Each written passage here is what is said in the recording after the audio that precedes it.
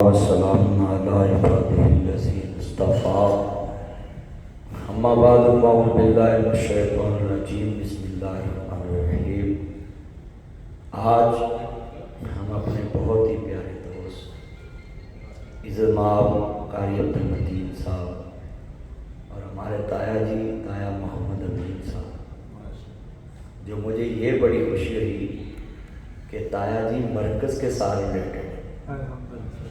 ایسے لوگ شہروں میں جماعتوں کے ساتھ تعاون کرتے ہیں، مگر شہر والے مولوی یہ بندیاں شہر کی رکھی رکھتے ہیں، مرکز نہیں ہوتے۔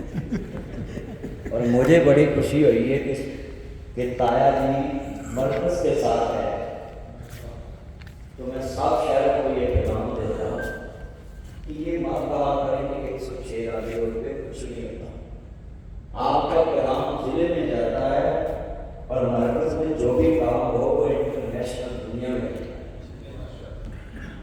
تو وہ نہیں ہوئے گا تو شافقی سے کم نہیں ہوگی۔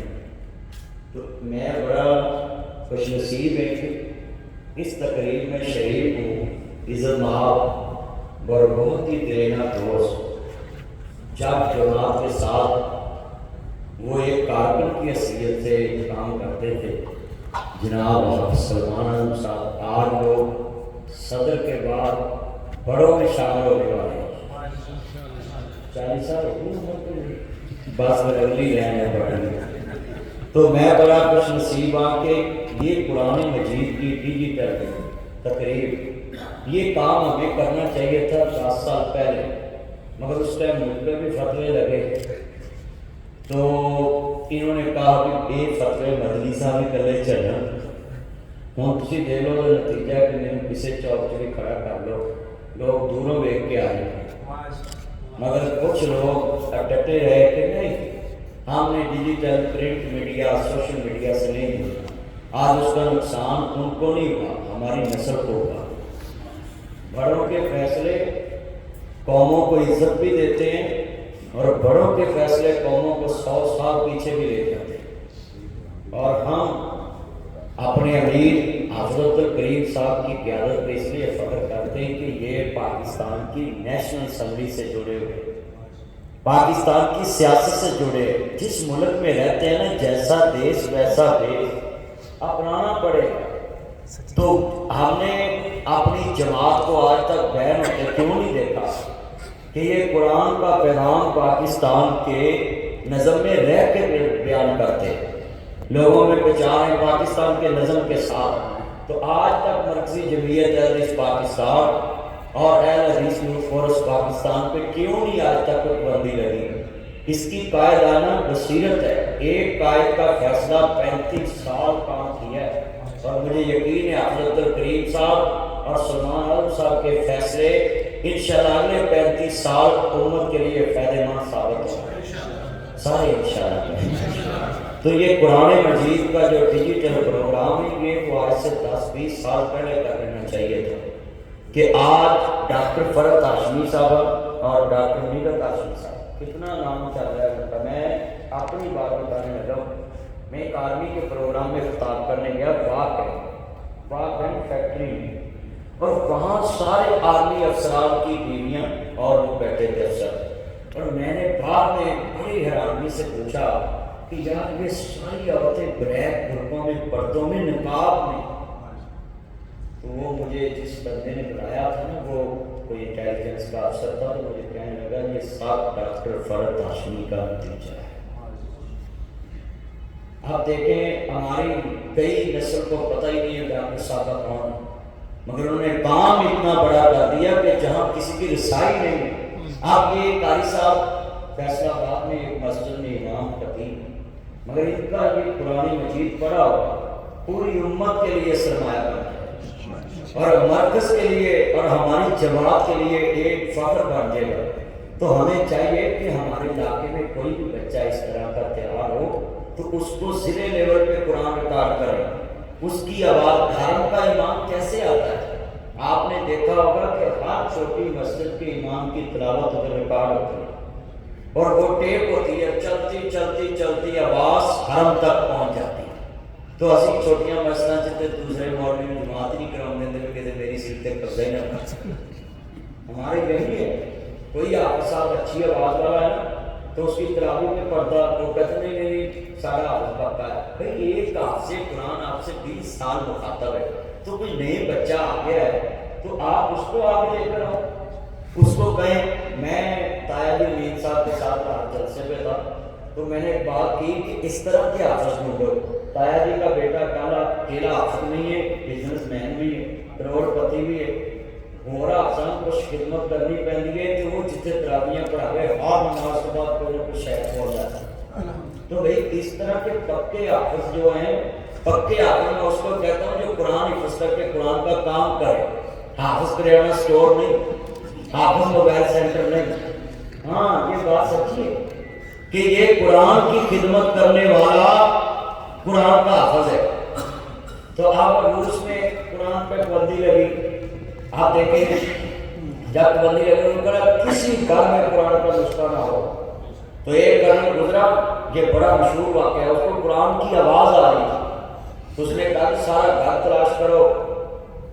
گھر والوں کو بولتا ہے کہ پورے گھر میں مجھے قرآن کا نسخہ نہیں ملا, آج یہ آواز کہاں سے آ رہی ہے؟ تو وہ حافظ قرآن کہنے لگے ہم نے قرآن وہاں رکھا ہوا ہے جہاں تمہاری مشینیں بھی الٹرا ساؤنڈ کے ذریعے دیکھ نہیں سکتی, تمہاری مشینیں بھی نہیں دیکھ سکتی, تمہاری ایکس رے بھی نہیں دیکھ سکتے. کہتے کس جگہ پہ رکھا ہے؟ کہتا وہ میرے اللہ نے الماری بنائی ہے, اس کا پردہ اسی کے سامنے ہے, وہ وہی دیکھ سکتا ہے اور کوئی بھی نہیں دیکھ سکتا. آپ دیکھیں ماں کے پیٹ میں بچے لوگ دیکھتے مگر یہ قرآن نہیں کوئی دیکھ سکتا. یہ قرآن جب سے سینے میں کوئی کسی نے سیو کیا ہے, ہاں ڈیجیٹل میڈیا, یہ ہارڈ ڈسک ہے, یہ میموری کارڈ, یہ ختم ہو جاتے ہیں, ایرر آ جاتا ہے, ہیک ہو جاتے ہیں. کسی حافظ کا سینہ ہیک کر کے دکھاؤ, اللہ کی قسم مجھے حافظ کا سینہ ہیک کو دیکھاؤ نے مومن تباہ کر دیا. اس شہر نے تلاوت کرنی نہیں دینی, انہیں کوئی نہ کوئی بیچارہ کوئی ہون نہیں کرنے دے. ایک حافظ صاحب بیچارہ سارا دن شردائی پی کے, بادام کھا کے, دودھ پی کے محنت کرتا کہ میں رات قرآن سنانا ہے. وہ پیچھے ہوں قرآن ٹی وی چلیں گے, ہاتھوں پہلے چلے کے کھڑے ہوتے ہیں. حافظ صاحب تو پہلے وہی لقمہ دے دیں بھی تینوں کی پتہ لقمہ کیویں دینا, کتنے متشابہات ہیں قرآن مجید میں.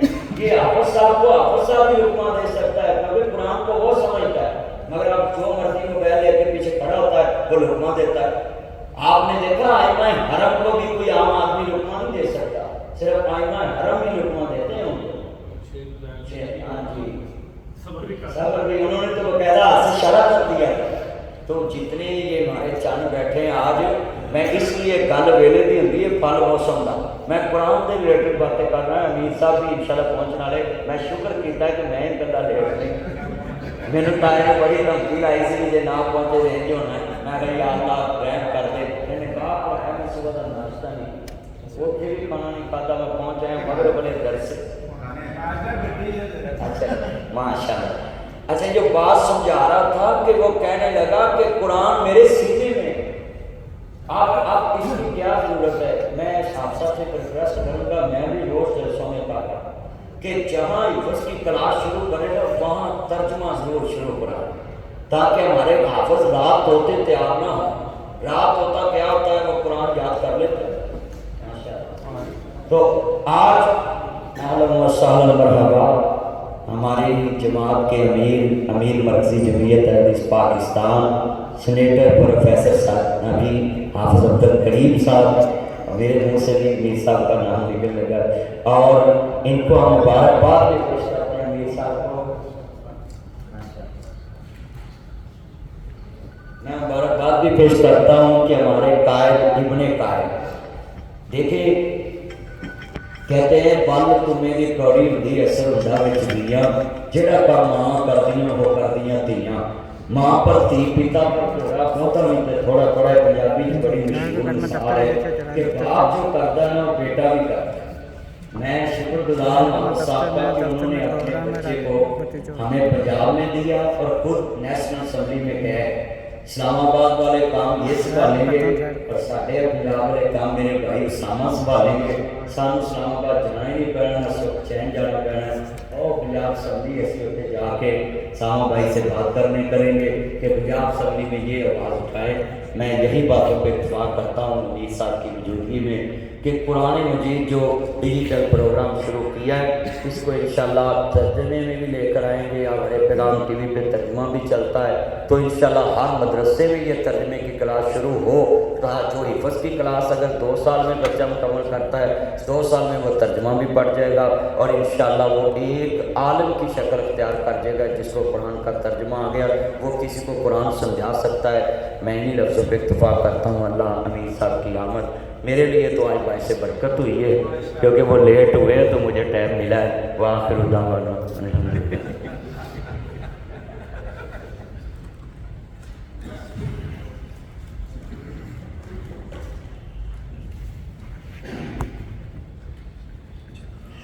ابھی آپ کے سامنے ایپ کے متعلق ایک ویڈیو جاری کی جائے گی. تمام احباب کو